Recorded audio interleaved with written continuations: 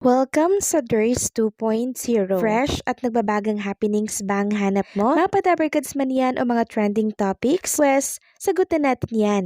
Kaya naman isubscribe nyo na ang ating channel para sa mga nagbabagang balita everyday. So, ayun, welcome back again sa ating YouTube channel mga Kadabarkads, and for today's video nga, isang napaka-importanting topic ang pag-uusapan natin para sa mga Kadabarkads natin na patuloy po na nagtatanong kay Atasha Mulak. Meron tayong balita, meron tayong bagong update tungkol kay Atasha Mulak. Pero bago po ang lahat, nais ko lamang pong i-share sa inyo etong ginawa po ni Maine Mendoza sa mga Kadabarkads natin, sa mga SQ, sa mga staff and crew ng Itbulaga na talaga naman pong hinangaan ng marami. So ganito po kasi yan. Nag-share po si Ann Ferrer ng video po ni Maine Mendoza na kung saan namamahagi po si Maine Mendoza ng mga cosmetics, lipstick, mga Kadabarkads, and syempre kung ano-ano pang makeup. So galing po ito sa kanyang sponsors, no? Kaya sinashare niya po yung blessings niya kasi hindi naman niya lahat yan magagamit, diba? Kaya ang ginagawa niya, pinapamigay niya po sa mga katrabaho niya dito sa Itbulaga, lalo na sa mga SQ na kailangan lagi maganda, presentable po sa camera. Kaya naman labis po ang pasasalamat ng mga SQ, lalo na po si SQ Ann Ferrer. Sabi nga po ni SQ, thank you so much po Miss Maine.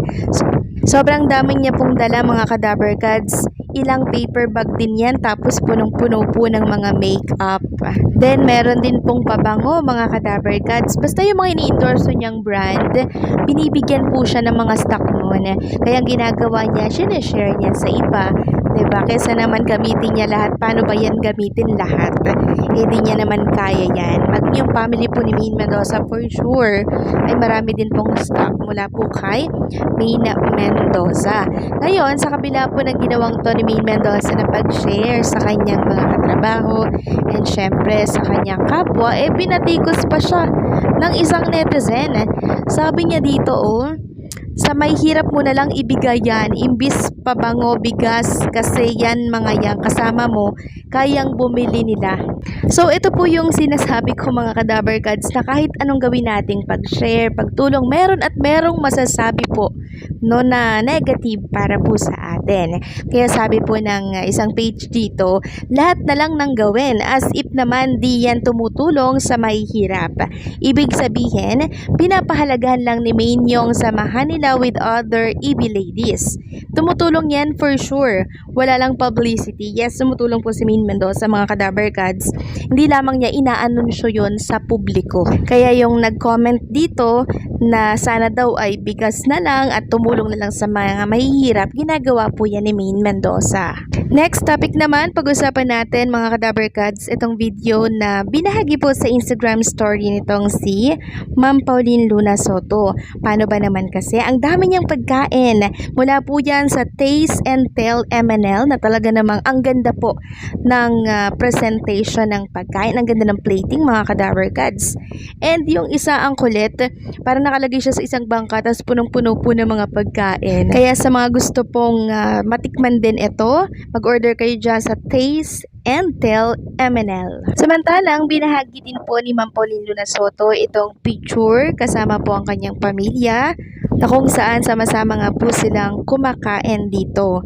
Meron silang dinner. So, parang nasa vacation ulit sila. Ito kasing si Ma'am Pauline Luna Soto and Bossing Big. Meron kasi silang resort dyan sa Laguna ata or Batangas. Kaya kung gustuhin nilang mag-vacation isang buwan, eh pwedeng-pwede po mga Kadabarkads. Samantalang si Maha Salvador naman mga Kadabarkads sa inendorso po si Tito Soto. Gumawa po siya ng isang video na kung saan ay nagpapakita po ng pagsuporta kay Tito Soto, number 59 yan sa balota. Sabi nga po ni Maha Salvador, ang senador na maaasahan ng pamilyang Pilipino, aking ninong, Senator Tito Soto, number 59 sa balota. Kaya naman lubos po ang pasasalamat nitong si Tito Sen sa pag-i-endorso po nitong si Maha Salvador.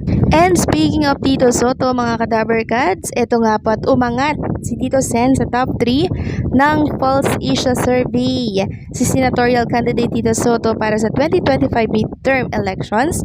Base po yan sa survey noong April 20, 2024. So kinilala si Soto sa mga batas na kanilang isinulong tulad ng Dangerous Drug Act, Mental Health Law at Doktor para sa Bayan Act na patuloy na nakakatulong po sa mga Pilipino. Kaya naman ano pang inaantay nyo mga Kadaver Cats? Iboto natin si Tito Soto kung yan ay gusto nyo. Pero kung ayaw nyo naman, di ko po kayo pipilitin. Kasi meron naman tayong iba-ibang bet, 'di ba? Para po sa senador. Ito kung gusto nyo lang naman mga Kadaver Cats. Samantalang pag-usapan naman natin ang tungkol dito kay Paulo Ballesteros na kung saan ilang araw na nga, ilang linggo na ba siyang hindi nakikita sa Itbulaga, no? So binasag na po ang katahimikan sa mga nagtatanong dyan para po kay Paulo Ballesteros. Nilinaw na po ni Chiki Ballesteros ang tungkol sa pagkawala po nitong si Paulo sa Itbulaga. Meron kasi siyang trabaho. Sabi po ni Chiki, para sa mga miss na miss si Pao sa EB, may project po siyang tinatapos i-shoot. Don't worry, he's coming back home sa EB, lapit na rin po. So ayan ha, napakalinaw, babalik po si Paulo Ballesteros.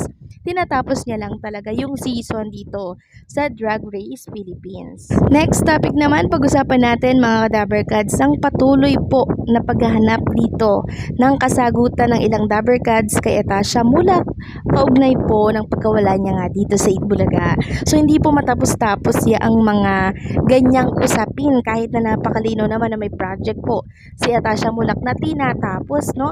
Still gusto nilang humanap ng mga ikakalinaw, 'di ba? So eto na po ang tatapos sa mga katanungan ninyo mga Kadaver Cats.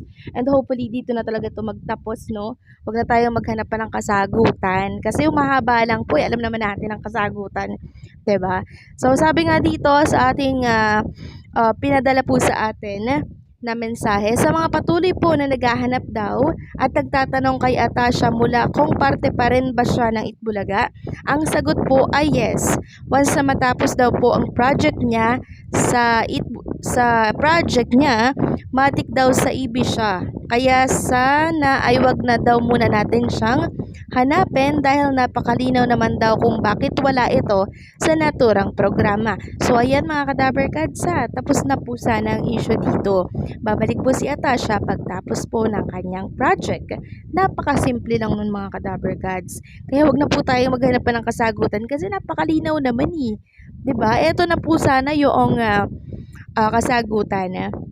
And wag na po tayong maghanap pa ng ibang statement, 'di ba? Kasi babalik at babalik naman talaga si Atasha sa Itbulaga once na natapos yung kanyang project.